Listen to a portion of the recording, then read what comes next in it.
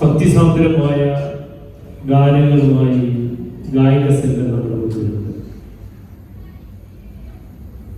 നവീകരിച്ച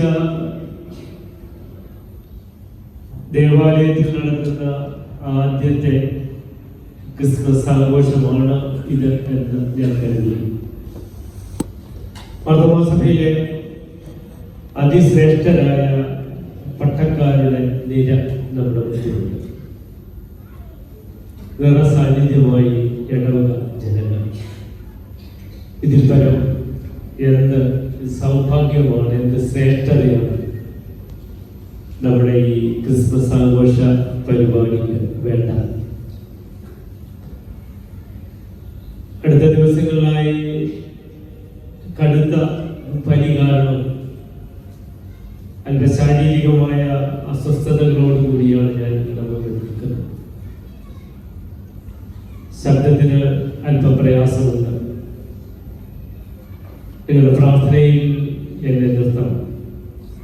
ശബ്ദത്തിന് പ്രയാസം ഉണ്ടാവാത്ത വിധത്തിൽ ദൈവ അനുഗ്രഹത്തിനായി നിങ്ങളുടെ പ്രാർത്ഥന ഉണ്ടാവണം എന്ന് ഞാൻ ആമുഖമായിട്ട് ആവർത്തിക്കുന്നു.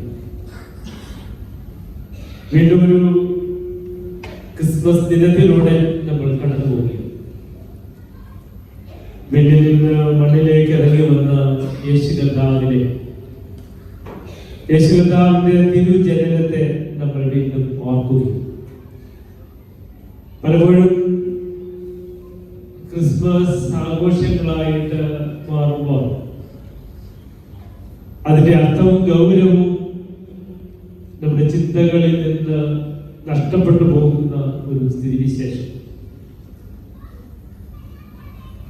ക്രിസ്മസിന് നേരത്തെ ഇവിടെ സൂചിപ്പിച്ചതുപോലെ ക്രിസ്മസിന് ഒരു നക്ഷത്രം പോലും തെരുവിൽ വിൽക്കുവാൻ അവകാശമില്ലാത്ത ഒരു നാടായി നമ്മുടെ ഇന്ത്യ മാറുന്ന ഒരു ഘട്ടത്തിൽ നമ്മൾ ഏറ്റവും അനുഗ്രഹീതമായി ദേവാലയത്തിനുള്ളിൽ ഇരുന്നുകൊണ്ട് ക്രിസ്മസ് ആഘോഷിക്കുന്നു എന്ന് നമ്മൾ ഓർക്കണം. ഇന്ത്യയിലെ ഗ്രാമങ്ങളിൽ തെരുവിലിരുന്ന് ക്രിസ്മസ് വിളക്കുകൾ വിൽക്കുവാനുള്ള അവകാശമില്ല. അതിനെ ചോദ്യം ചെയ്തുകൊണ്ട് ഇന്ന് പല പ്രസ്ഥാനങ്ങളും സജീവമാകുന്നു എന്ന് നമ്മൾ ഓർക്കേണ്ടതായിരുന്നു. പല ദേവാലയങ്ങളിലും ക്രിസ്മസ് ശുശ്രൂഷകൾ നടത്തുവാൻ തടസ്സം നിൽക്കുന്ന ആളുകളുണ്ട് എന്ന് നമ്മൾ മറന്നു. അത്തരത്തിലൊരു അസഹിഷ്ണുത നിറയുന്ന ഒരു കാലഘട്ടത്തിലാണ് നമ്മുടെ ക്രിസ്മസ് ആഘോഷ പരിപാടികളൊക്കെ സംഘടിപ്പിക്കുന്നത് എന്ന് നമ്മൾ മറന്നുപോകും. അതാണ് സുവിശേഷം 1-ാം അധ്യായം 22-23 വാക്യങ്ങളിൽ നമ്മൾ ഇപ്രകാരം വായിക്കുന്നുണ്ട്. കന്യക ഗർഭിണിയായി ഒരു മകനെ പ്രസവിക്കും, അവന് ദൈവം നമ്മോട് കൂടെ എന്നർത്ഥമുള്ള ഇമ്മാനുവേൽ എന്ന പേര് വിളിക്കും. യോഹന്നാന്റെ സുവിശേഷം 1-ാം അധ്യായം 14-ാമത്തെ വാക്യത്തിൽ നമ്മൾ ഇങ്ങനെ വായിക്കുന്നുണ്ട്. വചനം ജഡമായി തീർന്നു, കൃപയും സത്യവും നിറഞ്ഞവനായി നമ്മുടെ ഇടയിൽ പാർത്തു. നമ്മൾ ഇതിനു മുമ്പ് കേട്ടിട്ടുള്ള ഒരു കഥയാണ്, ഒരു വ്യക്തിയാണ്, ഒരു കഥാകൃത്താണ് OV വിജയൻ. അദ്ദേഹത്തിന്റെ നമുക്കൊക്കെ സുപരിചിതമായ ഒരു കഥയുണ്ട്. ഞാനൊരു ഓർമ്മപ്പെടുത്തലിന് വേണ്ടി മാത്രം ഇവിടെ പറയുന്നു. ഗുരുസാഗരത്തിലൊരു കുഞ്ഞുണ്ണി എന്ന് പറയുന്ന ഒരു കഥാപാത്രമുണ്ട്. അദ്ദേഹം ഒരു ദിവസം അദ്ദേഹത്തിന്റെ കണക്കെഴുത്തുകാരി ലളിതയുടെ വീട്ടിൽ ചെല്ലുന്നതാണ് കഥാസന്ദർഭം. ആ വീട്ടിലെത്തുമ്പോൾ അദ്ദേഹത്തിന്റെ കണ്ണ് ഉടക്കിയത് അവിടെ ഉണ്ടായിരുന്ന ഒരു നിലവിളക്കിലാണ്. പൊടി പിടിച്ച് ക്ലാവ് പുരണ്ടതായ ഒരു നിലവിളക്ക്. അദ്ദേഹം ലളിതയോട് ചോദിക്കുന്നു, എന്തേ ഈ നിലവിളക്ക് ഇങ്ങനെ? എന്നിട്ട് അദ്ദേഹം ലളിതയോട് ആവശ്യപ്പെടുന്ന ഒരു തുണി കിട്ടുമോ, ഒരു പഴത്തുണി കിട്ടുമോ? അവർ വീടിനുള്ളിൽ പ്രവേശിച്ചിട്ട് ഒരു പഴതുണിയുമായിട്ട് അദ്ദേഹത്തിന്റെ അടുക്കൽ വന്നു. അദ്ദേഹം ആ പഴതുണി എടുത്ത് രണ്ടായിട്ട് കീറി. ഒരു ഭാഗം എടുത്ത് അദ്ദേഹം ആ നിലവിളക്ക് കയ്യിലെടുത്തുകൊണ്ട് ആ നിലവിളക്കിലെ പൊടിപടലങ്ങളാക്കെ ക്ലാവും ഒക്കെ അദ്ദേഹം തുടച്ച് വൃത്തിയാക്കുകയാണ്. ബാക്കി വന്നതായ തുണി അദ്ദേഹം ചെറിയ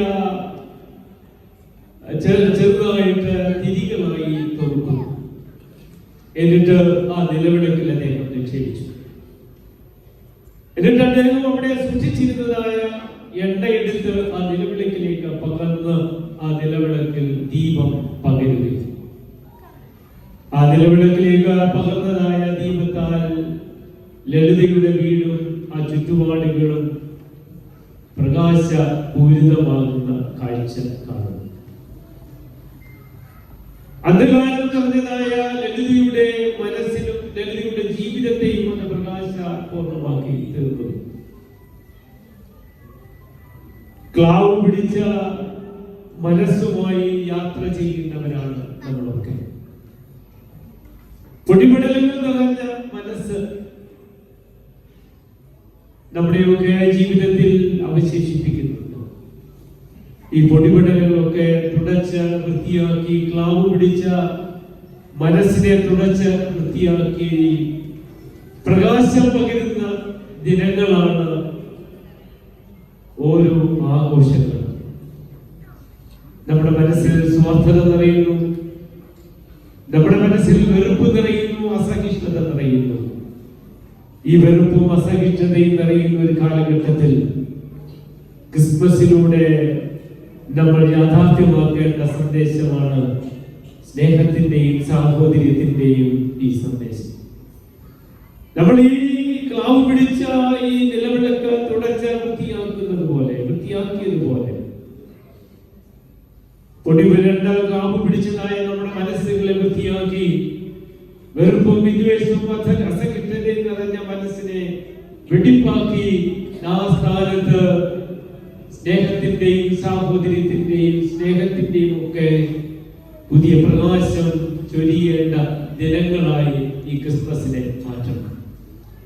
സ്നേഹത്തിന്റെയും ആർദ്രതയുടെയും കാരുണ്യത്തിന്റെയും സന്ദേശവുമായി യേശു കർത്താവിനെ അനുസ്മരിക്കുന്ന, യേശു കർത്താവിന്റെ തിരുജനനത്തെ അനുസ്മരിക്കുന്ന ദിവസമാണല്ലോ ഈ ക്രിസ്മസ്.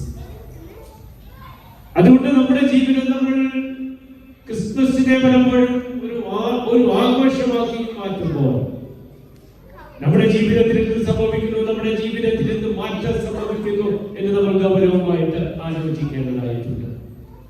നമ്മുടെ ജീവിതത്തിൽ വന്നുപോയ തെറ്റുകുറ്റങ്ങളെ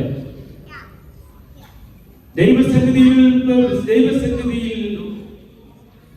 ഏൽപ്പിച്ച് താഴ്ത്തി വിനയപ്പെടുത്തി ഏറ്റുപറഞ്ഞ് സങ്കടപ്പെട്ട ദൈവസന്നിധിയിൽ നിന്ന് നമ്മുടെ ജീവിതത്തെ മറ്റുള്ളവർക്ക് പ്രകാശപൂരിതമാക്കേണ്ട സന്ദർഭമായി ഈ ക്രിസ്മസിനെ മാറ്റേണ്ടതായിട്ടുണ്ട്. ക്രിസ്മസുമായിട്ട് ബന്ധപ്പെട്ട 3 ചിന്തകൾ വളരെ വേഗം നിങ്ങളുമായിട്ട് പങ്കുവെച്ചുകൊണ്ട് ഞാൻ എന്റെ വാക്കുകൾ അവസാനിപ്പിക്കാമെന്ന് ഞാൻ ആഗ്രഹിക്കുന്നു.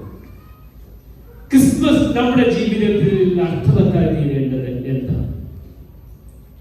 ഒന്നാമതായിട്ട് ക്രിസ്മസ് ദൈവം നമ്മോട് കൂടെ കൂടാരമടിക്കുന്ന ദിനമാണ്. ഇനി ജീവിതം ക്രിസ്തുവിനോട് കൂടെ. ക്രിസ്മസ് ദൈവം നമ്മോട് കൂടെ, മനുഷ്യനോട് കൂടെ കൂടാരമടിക്കുന്ന ദിനം. ഇനി നമ്മുടെ യാത്ര ദൈവത്തോടൊപ്പം, ക്രിസ്തുവിനോടൊപ്പം. രണ്ടാമത്തേക്ക് ക്രിസ്മസിലൂടെ സംഭവിച്ചത് ഒരു പുതിയ ലോകക്രമത്തിന്റെ ഉദയം. ചെറുതിനെ ചേർത്ത് നിർത്തുന്ന, ചെറുതാകലിലേക്ക് പോകുന്നതായ ഒരു പുതിയ ലോകക്രമത്തിന്റെ ഉദയം ക്രിസ്മസിലൂടെ യാഥാർത്ഥ്യമാക്കി. മൂന്നാമതായിട്ട് മനുഷ്യന്റെ എല്ലാ സ്വാർത്ഥ മനോഭാവങ്ങളെയും വെല്ലുവിളിക്കുന്ന അനുഭവമാണ് ക്രിസ്മസ്.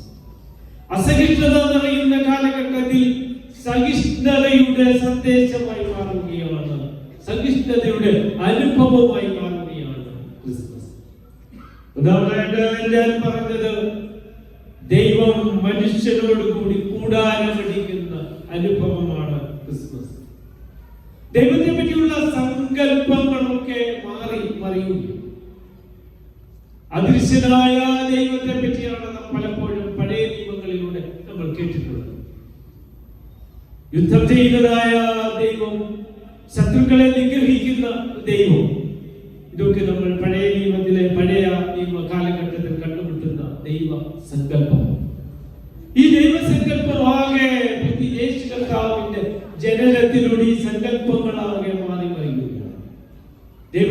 ഭീതിയോടുകൂടി കണ്ടിരുന്ന ഒരു കാലഘട്ടത്തിൽ നിന്ന് ദൈവം മനുഷ്യനോട് ചേർന്ന് നിൽക്കുന്ന, ദൈവം മനുഷ്യനോട് കൂടി കൂടാരമടിക്കുന്നതായ ഒരു ദൈവിക അനുഭവം ക്രിസ്മസിലൂടെ യാഥാർത്ഥ്യമായി തീരുന്നു. ദൈവത്തെ കാണുന്നവർ ജീവിച്ചിരിക്കില്ല എന്ന് ധരിച്ചിരുന്ന ഒരു കാലഘട്ടത്തിൽ നിന്ന് ഒരു പുതിയ കാലഘട്ടത്തിലേക്ക്, ഒരു പുതിയ ലോകക്രമത്തിലേക്ക് നമ്മൾ വരികയാണ്. യേശു കർത്താവിന്റെ തിരുജനനത്തിലൂടെ യാഥാർത്ഥ്യമായി തീരുന്നത് കാരുണ്യത്തിന്റെ ഭാവമായി ദൈവം നമ്മോടുകൂടെ ആയി തീരുകയാണ്. കർത്താവ് പറയുന്നു, ഞാൻ നിങ്ങളെ ദാസന്മാരെ എന്ന് ഇനി പറയില്ല, നിങ്ങളെ സ്നേഹിതന്മാർ എന്ന് വിളിക്കും. സൃഷ്ടിയിൽ നിന്ന് സ്നേഹിതന്മാർ എന്ന പദവിയിലേക്ക് ക്രിസ്മസിലൂടെ മനുഷ്യൻ ഉയർത്തപ്പെടുന്നു. ഞാൻ നിങ്ങളെ ഇനി ദാസന്മാർ എന്ന് വിളിക്കുകയില്ല, ഇനി നിങ്ങൾ എന്റെ സ്നേഹിതന്മാരെ, ദൈവത്തിന്റെ സ്നേഹിതന്മാരായി തീരുന്ന ഒരു പുതിയ അനുഭവമാണ് ക്രിസ്മസിലൂടെ യാഥാർത്ഥ്യമായി തീരുന്നത്. സൃഷ്ടി എന്ന തലത്തിൽ നിന്ന് സ്നേഹിതനായി മാറുന്ന അത്ഭുതകരമായ ഒരു പുതിയ ലോകക്രമം ക്രിസ്മസിലൂടെ യാഥാർത്ഥ്യമായി തീരുന്നു. യോഹന്നാന്റെ സുവിശേഷം 3-ാം അധ്യായത്തിൽ നമ്മൾ വായിക്കുന്നുണ്ട്, കാൺമീൻ നാം ദൈവമക്കളാകുവാൻ എന്ന് വിളിക്കപ്പെടുവാൻ പിതാവ് എത്ര വലിയ സ്നേഹം നൽകിയിരിക്കുന്നു. സൃഷ്ടിയുടെ വീണ്ടെടുപ്പായിട്ട് ക്രിസ്മസ് മാറി. മനുഷ്യന്റെ മാത്രമല്ല, ഈ പ്രപഞ്ചത്തിന്റെ മുഴുവൻ ആദമിലൂടെ ദൈവ തേജസ്സ് നഷ്ടപ്പെടുത്തിയ മനുഷ്യൻ, ഈ പ്രപഞ്ചമാകെ യേശു കർത്താവിന്റെ ജനനത്തിലൂടെ, യേശു കർത്താവിന്റെ ഈ ലോകത്തിലേക്കുള്ള വരവിലൂടെ വീണ്ടെടുക്കപ്പെടുന്ന ഒരു പുതിയ ലോകക്രമം ഇവിടെ യാഥാർത്ഥ്യമായി തീരുന്നു. മനുഷ്യന്റെ പാപം ചെയ്ത ദൈവതേജസ്സ് നഷ്ടപ്പെടുത്തിയതായ മനുഷ്യനെ വീണ്ടെടുക്കുകയാണ്. തകർന്ന പ്രപഞ്ചത്തിന്റെ വീണ്ടെടുപ്പ് ഈ ക്രിസ്മസിലൂടെ യാഥാർത്ഥ്യമായി തീരുന്നു.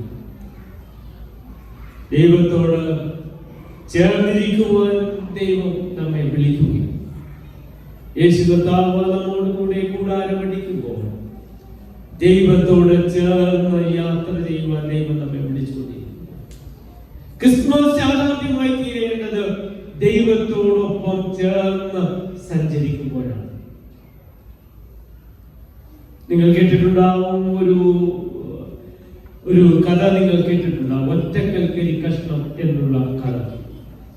പൗലോ കൊയ്ലോ എന്ന് പറയുന്ന പ്രമുഖനായ സാഹിത്യകാരന്റെ ഒരു ചെറിയ കഥയാണ്. ഒരു കത്തോലിക്കിലെ പുരോഹിതൻ പതിവായി ദേവാലയത്തിൽ ചെല്ലാതിരുന്നതായ ഒരു ഇടവക അംഗത്തെ അന്വേഷിച്ച് തണുപ്പുള്ള ഒരു രാത്രിയിൽ അദ്ദേഹത്തിന് വെട്ടിച്ചെന്നു. ആ മനുഷ്യൻ കുടുംബവും ഒന്നിച്ച് നെരിപ്പോട് കത്തിച്ച് തീ കാഞ്ഞുകൊണ്ടിരിക്കുന്നു. ആ വൈദികൻ ആ വീട്ടിലേക്ക് പ്രവേശിച്ചു. അദ്ദേഹം തൊട്ടടുത്തുള്ള ഒരു കസാര വലിച്ച് അതിലിരുന്നു. കുറെ നേരം ഒന്നും സംസാരിക്കാതെ അദ്ദേഹം ആ തീ കായുന്ന പ്രക്രിയയിൽ, ആ പ്രവർത്തനത്തിൽ അദ്ദേഹം പങ്കുചേർന്നു. കുറെ കഴിഞ്ഞപ്പോൾ ആ നെരിപ്പോടിൽ നിന്ന് അദ്ദേഹം ഒരു തരി എടുത്ത്, അതിന്റെ ഒരു കനലെടുത്ത് അദ്ദേഹം ആ നെരിപ്പോടിൽ നിന്ന് പുറത്തേക്ക് മാറ്റിയിട്ടു. വീണ്ടും കുറെ സമയം കഴിഞ്ഞപ്പോൾ ആ പുറത്തേക്ക് ഇട്ടതായ ആ കനൽ പെട്ടെന്ന് ചാരമായി, അല്ലെങ്കിൽ അത് പെട്ടെന്ന് അതിന്റെ കനൽ നഷ്ടപ്പെട്ടു പോകുന്ന അവസ്ഥ, അതൊരു ചാരം കരിക്കട്ടയായി മാറുന്നതായ അവസ്ഥ. വീണ്ടും അല്പം നേരം കൂടി കഴിഞ്ഞു. അദ്ദേഹം ആ കരിക്കട്ട എടുത്ത് വീണ്ടും ആ നെരിപ്പോടിലേക്ക്, ആ കനലിലേക്ക് ഇടുന്നു. വീണ്ടും അത് ആളിക്കത്തുവാൻ തുടങ്ങുന്നു. ദൈവത്തോട് ചേർന്നിരിക്കുമ്പോൾ, അല്ലെങ്കിൽ കടലിനോട് ചേർന്നിരിക്കുമ്പോൾ നിന്റെ ജീവിതം ഏറ്റവും സമൃദ്ധമായിരിക്കും, അനുഗ്രഹീതമായിരിക്കും. കടലിൽ നിന്ന് വേർപെട്ടു പോയാൽ നീ ഒരു കരിക്കട്ടയായി മാറും എന്ന ഒരു ആശയം ആ കുടുംബത്തിന്റെ മുൻപിൽ ആ വൈദികൻ സമർപ്പിക്കുക. ഒന്നും പറയാതെ ആ വൈദികൻ ആ വീട്ടിൽ നിന്ന് പുറത്തേക്ക് ഇറങ്ങിപ്പോയി. അടുത്ത ഞായറാഴ്ച കൃത്യമായി ആ കുടുംബം ദേവാലയത്തിൽ ചേർന്ന് ആരാധനയിൽ പങ്കെടുത്തു. നീ ദൈവത്തോടൊപ്പമായിരിക്കുമ്പോഴാണ് നിന്റെ ജീവിതം അനുഗ്രഹിക്കപ്പെടുന്നത്. മനുഷ്യനോടൊപ്പം കൂടാരമടിക്കുവാൻ നമ്മുടെ ഇടയിലേക്ക് ഇറങ്ങി വന്ന ദൈവത്തോടൊപ്പം ചേർന്നിരിക്കുവാൻ നമുക്ക് കഴിയണം. അപ്പോഴാണ് നമ്മുടെ ജീവിതം, നമ്മുടെ കുടുംബങ്ങൾ, നമ്മുടെ ജീവിതം അനുഗ്രഹിക്കപ്പെട്ടതാണ് ആകുന്നത് എന്ന് നമ്മൾ ഓർക്കേണ്ടതാണ്. ദൈവത്തിൽ നിന്ന് മാറി നിന്ന്, യേശു കർത്താവിൽ നിന്ന് മാറി നിന്ന് നമുക്കൊരു അനുഗ്രഹിക്കപ്പെട്ട ജീവിതം ഇല്ല എന്ന് ഓർക്കണം. ഈ ക്രിസ്മസിന്റെ അനുഗ്രഹിക്കപ്പെട്ടതായ രാത്രിയിൽ നമ്മൾ ഓർക്കേണ്ടത്, ദൈവം നമ്മെ തേടി ഈ ലോകത്തിലേക്ക് വന്നു.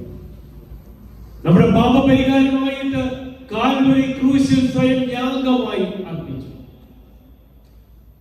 ആ ദൈവത്തോടൊപ്പം, യേശുവിനോടൊപ്പം നമ്മുടെ ജീവിതം മുന്നോട്ട് കൊണ്ടുപോകാൻ, നമ്മുടെ ജീവിതം സമർപ്പിച്ച് ജീവിതം നയിക്കുവാൻ നമുക്ക് കഴിയണം. അപ്പോൾ നമ്മുടെ ജീവിതം അനുഗ്രഹീതമായി തീരും. നമ്മുടെ ക്രിസ്മസ് ആഘോഷങ്ങൾ അർത്ഥവത്തായി തീരും എന്നുള്ളതാണ്. 9 മാസം ബഹിരാകാശ പേടകത്തിൽ കുടുങ്ങിപ്പോയതായ ഒരാളെ പറ്റി നമ്മൾ അടുത്ത കാലത്ത് കേൾക്കുകയുള്ളൂ. ബുഷ് വിൽമോർ എന്ന് പറയുന്ന പ്രസിദ്ധനായ ഒരു ശാസ്ത്രജ്ഞൻ സുനിത വില്യംസിനോടൊപ്പം അദ്ദേഹം ബഹിരാകാശ പേടകത്തിൽ സഞ്ചരിക്കുകയാണ്. പെട്ടെന്ന് പേടകത്തിന് ഒരു കേടുപാട് സംഭവിച്ചു. 9 മാസം അദ്ദേഹം ബഹിരാകാശത്തൂടി ഇങ്ങനെ യാത്ര ചെയ്യും. അവസാനം അദ്ദേഹം കേടുപാടുകളൊക്കെ തീർത്ത് അദ്ദേഹം ഭൂമിയിലേക്ക് ഇറങ്ങി വരുമ്പോൾ മാധ്യമ പ്രവർത്തകർ അദ്ദേഹത്തോട് ഒരു ചോദ്യം ചോദിക്കുന്നുണ്ട്. ഈ 9 മാസത്തെ ജീവിത അനുഭവം എന്തായിരുന്നു? അദ്ദേഹം മാധ്യമ പ്രവർത്തകരോട് പ്രകാരം പറയുന്നു, എന്റെ രക്ഷിതാവും എന്റെ കർത്താവുമായ യേശുവിന്റെ പദ്ധതി പ്രകാരമാണ് എല്ലാം സംഭവിക്കുന്നത്. എന്തു സംഭവിച്ചാലും ഞാൻ തൃപ്തനാണ് എന്ന മറുപടിയാണ് ലോകമറിയുന്നതായ ബുഷ് വിൽമോർ എന്ന് പറയുന്ന ഈ ശാസ്ത്രജ്ഞനിൽ നിന്ന് ഉണ്ടാകും. ദൈവമില്ല എന്ന് പറഞ്ഞ് നടക്കുന്ന ഒരുപാട് ആളുകളെ കാണുന്ന ലോകത്തിൽ നമ്മൾ ജീവിക്കുന്നു. ശാസ്ത്രം വളരുന്നു, ദൈവമില്ല എന്ന് നിരന്തരമാണ് എന്ന് പറയുന്ന ഒരു വലിയ സമൂഹം നമ്മുടെ മുൻപിൽ വളരുന്നു. ഈ വളരുന്ന ഇത്തരം ആളുകളുടെ മുൻപിൽ നിന്നുകൊണ്ടാണ് ലോകം പറയുന്ന ഒരു ശാസ്ത്രജ്ഞന്റെ അനുഭവ സാക്ഷ്യം എന്ന് നമ്മൾ ഓർക്കേണ്ടതായിരുന്നു. ഏതാനും മാസങ്ങൾ മുംബൈയിലെ അതിപ്രസിദ്ധമായ ഒരു കോർട്ടിന്റെ ഒരു മൈതാനിയിൽ നിന്നുകൊണ്ട് ഒരു പെൺകുട്ടിയുടെ സാക്ഷ്യം നമ്മൾ കേട്ടു. ജമീമ എന്ന് പറയുന്ന പെൺകുട്ടി. അവൾ പറയുന്നത്, നിരാശയുടെ പടുകുഴിയിൽ നിന്ന് എന്നെ ഉയർത്തിയത് ക്രിസ്തു.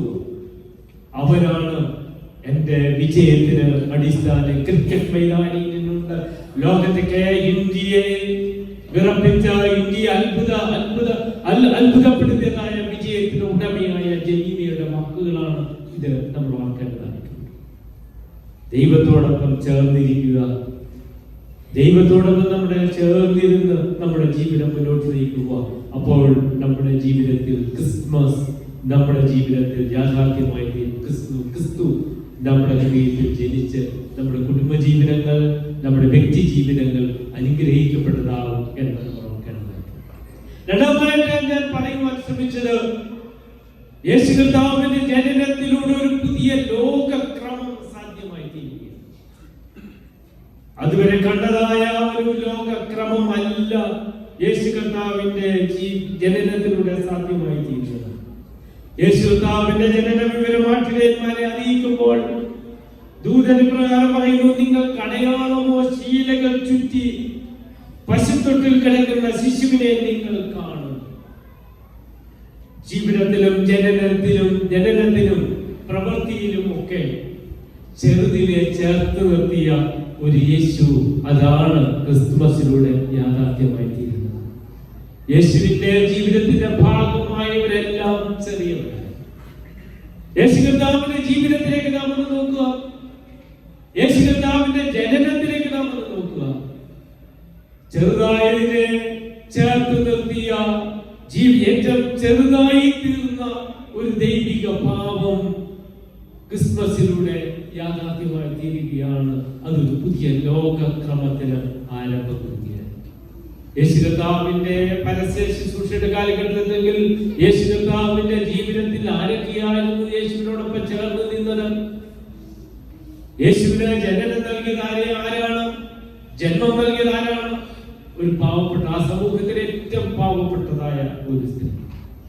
യേശു കർത്താവിന്റെ വളർത്തച്ഛനാരായിരുന്നു? മരപ്പണിക്കാരനായ ജോസഫ്. യേശു കർത്താവിന്റെ ശിഷ്യന്മാരായിരുന്നു ആ സമൂഹത്തിലെ ഏറ്റവും ദരിദ്രരായ പാവപ്പെട്ടവരായ മുക്കുവന്മാർ, കടലിന്റെ മക്കൾ എന്ന് നമ്മൾ വിശേഷിപ്പിക്കും. യേശു കർത്താവിൽ ജനിച്ചു വീഴുന്ന കാലത്ത് യേശു കർത്താവിനെ ആദ്യം കാണുവാൻ ഭാഗ്യം സിദ്ധിച്ചത് ആ കാളാട്ടിടയമാണ്. യേശു കർത്താവിന്റെ കൂടെ കൂടിയവരെല്ലാം സാധാരണക്കാരായിരുന്നു. യേശു അവൻ സ്നേഹത്തെ പറ്റി മാത്രമാണ് യേശു കർത്താവ് സംസാരിച്ചത്. അവൻ ചേർത്ത് നിർത്തിയത് എല്ലാവരും സമൂഹത്തിൽ ബഹിഷ്കൃതരായ ആളുകളെ യേശു കർത്താവ് തന്റെ ജീവിതത്തോടെ ചേർത്ത് നിർത്തുന്നത് നാം ഇവിടെ കാണുന്നു. ഒരു പുതിയ ലോകക്രമം അവിടെ ആരംഭിക്കുക.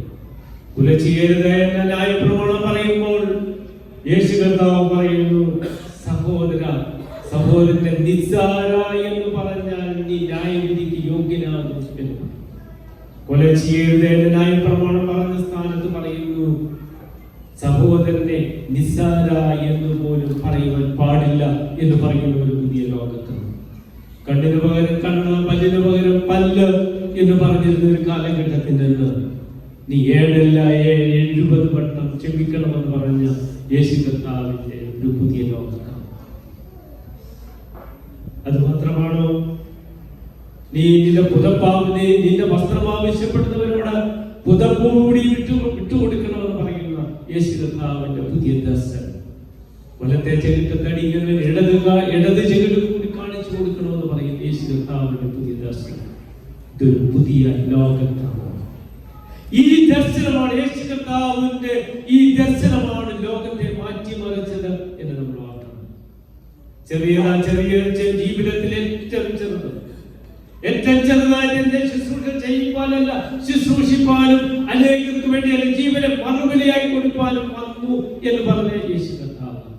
ഓർമ്മയുടെ നിരത്തിൽ വിളിച്ചാകുന്നില്ലെങ്കിൽ തനിയായിരിക്കും, ചത്തുവെങ്കിലോ ഫലം കായ്ക്കും എന്ന് നിരന്തരം ആർമിപ്പിച്ച യേശു കർത്താവ് ജീവിതത്തിൽ ചെറുതാവുകയും ചെറുതിനെ ചേർത്ത് നിർത്തുകയും ചെയ്തതായ യേശു കർത്താവ് ഒരു പുതിയ ലോകക്രമം സൃഷ്ടിക്കുകയാണ്.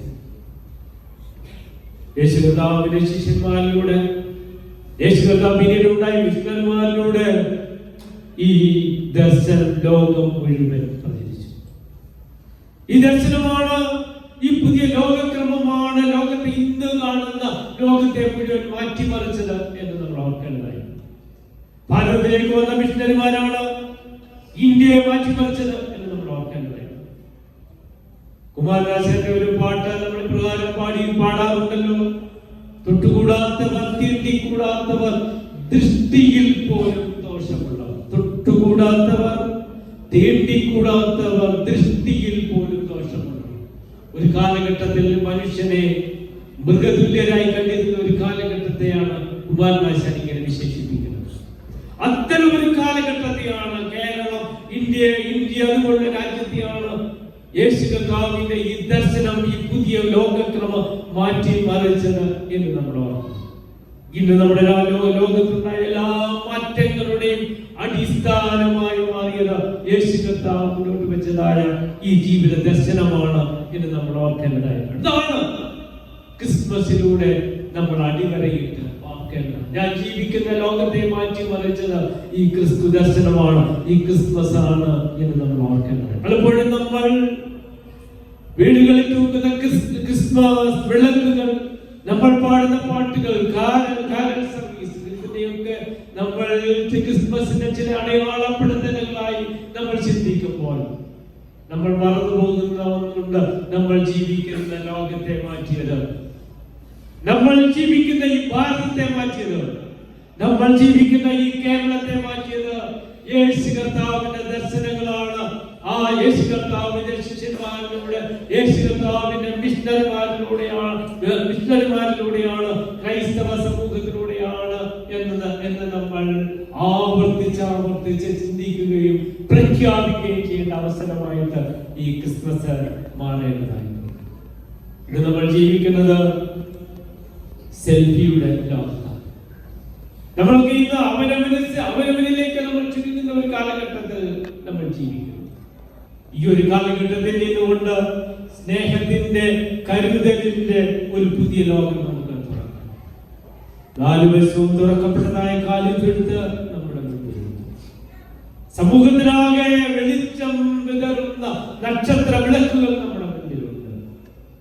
നമ്മൾ ജീവിക്കുന്ന ചുറ്റുപാടുകളിൽ, നമ്മൾ ജീവിക്കുന്ന ലോകത്ത് ഒരു കാലഘട്ടത്തിൽ നമ്മൾ ഭാരതത്തെ മാറ്റി, കേരളത്തെ മാറ്റിയെങ്കിൽ ഇന്ന് നമ്മുടെ ചുറ്റുപാടുകളിലേക്ക് ക്രിസ്മസിന്റെ പ്രകാശം പ്രസരിപ്പിക്കുവാൻ നമുക്ക് കഴിയണം. അപ്പോഴാണ് ക്രിസ്മസ് നമ്മുടെ ജീവിതത്തിൽ അർത്ഥപൂർണ്ണമായി തീരുന്നത്. നമ്മുടെ അടഞ്ഞ വാതിലുകൾ തുറക്കപ്പെടണം, നമ്മുടെ അടഞ്ഞ മനസ്സുകൾ തുറക്കപ്പെടണം. അയൽക്കാരനെയും അടുത്ത് താമസിക്കുന്ന ആളിനെയും ജീവിതത്തിന്റെ മുഖ്യധാരയിൽ നിന്ന് മാറി നിൽക്കുന്നവരെയും അരികോൽക്കരിക്കപ്പെട്ടവരെയും ചേർത്ത് നിർത്തുന്ന അനുഭവം നമ്മുടെ ജീവിതത്തിൽ ഉണ്ടാവണം.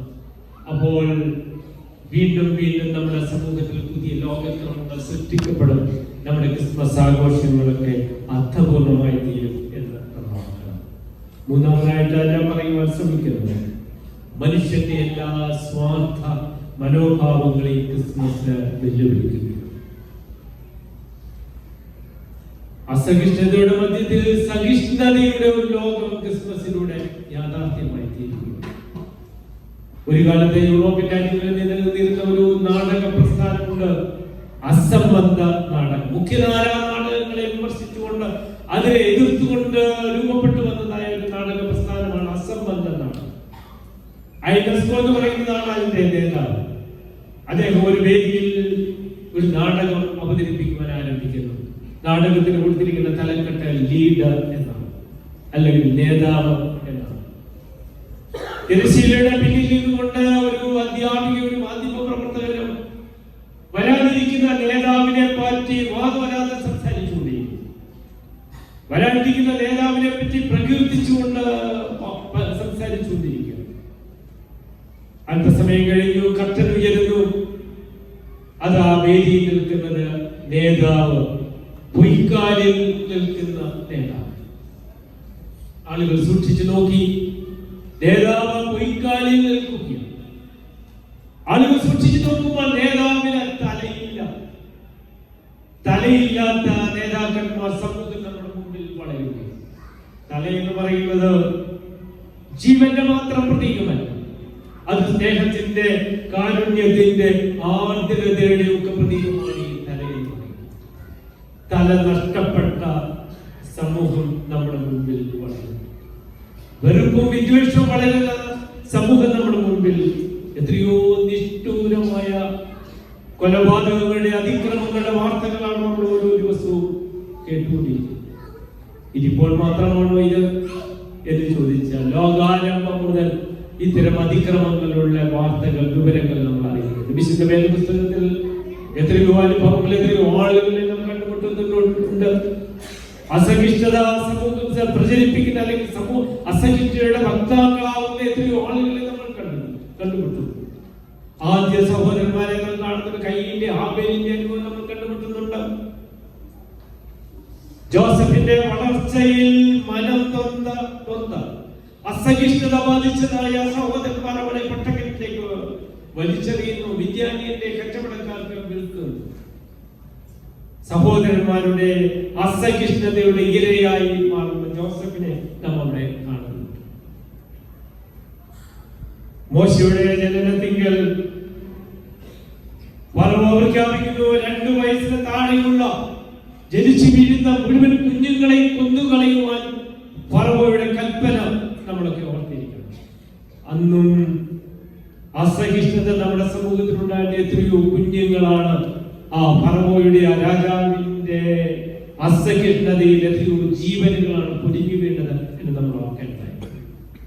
യേശു കർത്താവിന്റെ ജനനത്തിങ്കൽ ഹേരോദ രാജാവ് കൽപ്പന പുറപ്പെടുവിക്കുന്നു, 2 വയസ്സിന് താഴെയുള്ള എല്ലാ കുഞ്ഞുങ്ങളെയും കൊന്നുകളയുവാൻ കൽപ്പന പുറപ്പെടുവിക്കുന്നു. രാജാവിന്റെ അസഹിഷ്ണുതയുടെ ഇരയായി നമ്മളിവിടെ കുഞ്ഞുങ്ങൾ മാറുന്നത് നമ്മൾ കാണുന്നതാണ്. ഭരണകൂടങ്ങൾക്ക് അസഹിഷ്ണുതയുണ്ട്, പഴയ രാജാക്കന്മാർക്ക് അസഹിഷ്ണുതയുണ്ട്, നമ്മുടെ സമൂഹത്തിൽ ജീവിക്കുന്ന കുടുംബങ്ങൾക്ക് അസഹിഷ്ണുതയുണ്ട്. ലോകരാജ്യങ്ങൾ മുതൽ നമ്മുടെ കുടുംബങ്ങളിൽ വരെ ഈ അസഹിഷ്ണുത വളരുന്ന കാഴ്ച നമ്മൾ കാണേണ്ടതായിട്ടുണ്ട്. നമ്മുടെ ചുറ്റുപാടുകളിലുള്ള ഓരോ കുടുംബങ്ങളെയും എടുത്തു നോക്കുക.